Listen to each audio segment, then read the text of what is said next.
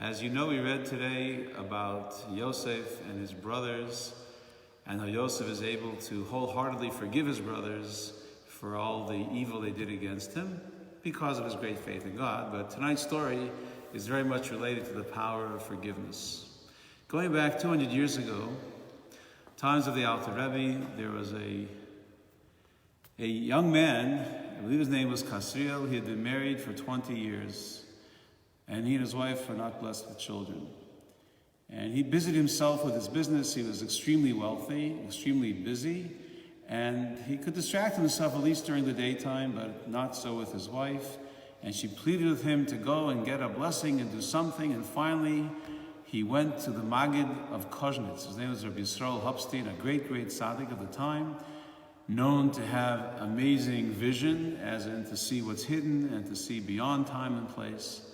And this Kasriel approaches the Rebbe and pours out his heart, he and his wife's situation, and asks for a blessing. The Maggid was quiet for a long time, till finally he said to him, "There's some accusation against you in heaven, and I'm not able to deal with it. Travel to Lublin, where the famous rabbi, the Chozeh of Lublin, known for his, Chozeh means the vision, to see. He'll be able to perhaps help you and find out what is the source of this accusation against you, which is why you're not being blessed." So he immediately got into his wagon, traveled to the city of Lublin, approached the Chozeh of Lublin, and told him the story that he had been sent here by the Maggid of Koznitz. The Chozeh too was quiet for a while, and then he turns to Kasriel and says, "Tell me, did you ever break off an engagement?" And Kasriel turned a little bit red and he said, "Yes. When I was a young man, my parents arranged for a match with a fine young lady, and my father was very wealthy, her parents were very wealthy, and then before the wedding came to be, it turned out that their family had lost all their money. They already were bankrupt, and my parents insisted on breaking the wedding, breaking my present wife." So the Chozeh of Lublin said, "The reason why you and your wife are not being blessed is because you never asked, nor did you receive forgiveness from this girl whose engagement was broken because of this money situation. No one ever asked her forgiveness, no one ever looked for it, and she obviously never gave it. And the only way that you will ever be blessed, you and your wife, is if you will get forgiveness from her." The man began to cry, realizing how badly it had been handled. And also he said, 20 years have gone by. How will I ever find this lady? Will I go looking for the lady of the bankrupt timber merchant, Binyamin of some city? How can I find her? If that's the key to my blessing, then I'm doomed. How will I ever find this lady? Well, I'm saying this. The Chozeh wasn't called the Chozeh for nothing, and he said to him, "Travel to the famous city of Leipzig. It's a big market city, and you'll find her there at the market, and you'll do whatever she asks to achieve forgiveness. That's the only way you have a hope of being blessed." So, canceling all his other plans, he immediately set off from Koznitz to Lublin, now from Lublin to Leipzig, and he came there, and he waited for the market. And here he was, a wealthy businessman, kind of worn down from all these horse and wagon trips over here, and he comes to the city with such hope. And he goes to the market, and he looks and he asks, "Has anyone seen," I forget the name, I don't want to make up a name right now, "has anyone seen so-and-so?" And no one knows what he's talking about, who he's talking about. And he wanders from booth to booth, from stall to stall, from store to store.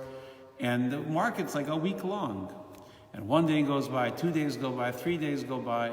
He's not eating, he's not sleeping, he's very tormented, can't find this lady. No one seems to have heard of her. And it's the last day of the market. He's ready to give up hope. And he's wandering again from stall to stall, and all of a sudden the heavens open up and it begins to rain, a tremendous rain. And everyone in the street immediately rushes to the stores to seek shelter.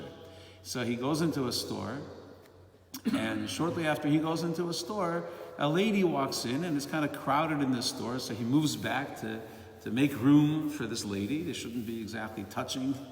And she looks at him And all of a sudden she says, Kasriel. And she makes a public announcement for the whole store.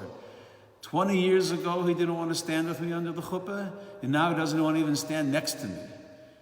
And he opens his eyes and looks carefully, and this is the girl that he was engaged to. He begins to cry, and he says to her, please, I beg of you. Obviously, she was pretty upset. You could tell from her tone and her language. And he says, please, please, you have no idea how miserable my life has been ever since then. It was wrong of my parents, it was wrong of me, but that's what's happened. Please, will you forgive me? And she lets him have it, how her life hasn't been a bed of roses either, and how disgusting it was, how they treated her so nastily.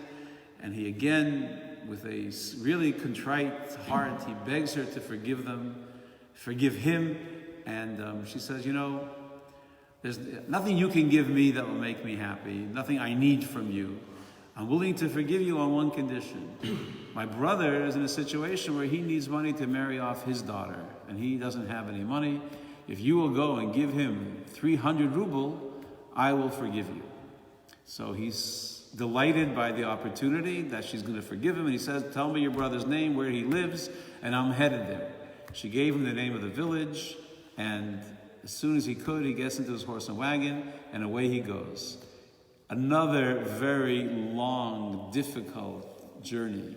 He finally arrives in this village where the brother lives, and he finds out the house. He goes to the house, and he sees a man sitting in front of the house and pretty upset, not crying, but bitter. And so he walks over to him and he says, tell me, I think his name was David, I don't remember for sure. And he says, what will it take to put a smile on your face? And he says, are you laughing at me?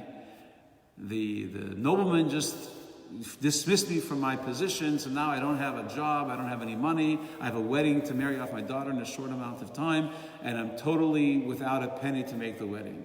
That's why you see such an upset person and demeanor. So Kasriel said, how much will it take to give you a smile? He said, if I had 300 rubles, that would make my life really super. So he immediately pulls out the money and it says, here, this is for you. It's a lot of money to get from a stranger out of the blue. So this David, the brother of the girl, says, who are you? Why are you giving me this money? So he says to him, I just am coming now. A few days ago, I met your sister, and she told me of your situation, and that's why I'm giving you the money. The man looks at him and says, you're a liar. You're kind of a disgusting liar. Why are you talking about seeing my sister? My sister died 15 years ago. How could you have seen her? How could you talk to her? How could you be asked?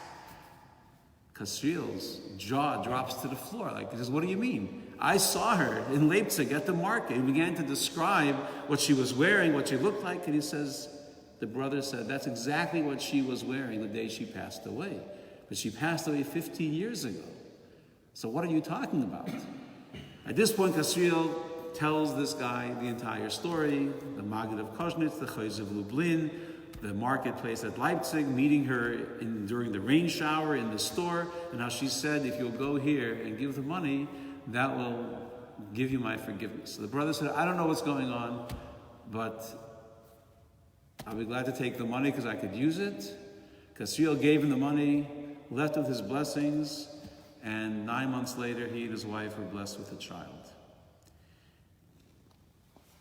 Forgiveness is very powerful. If it's in our hearts against somebody, let's get it out of there. Let's forgive them with a full heart so we can be blessed and they can be blessed as well. Have a great week.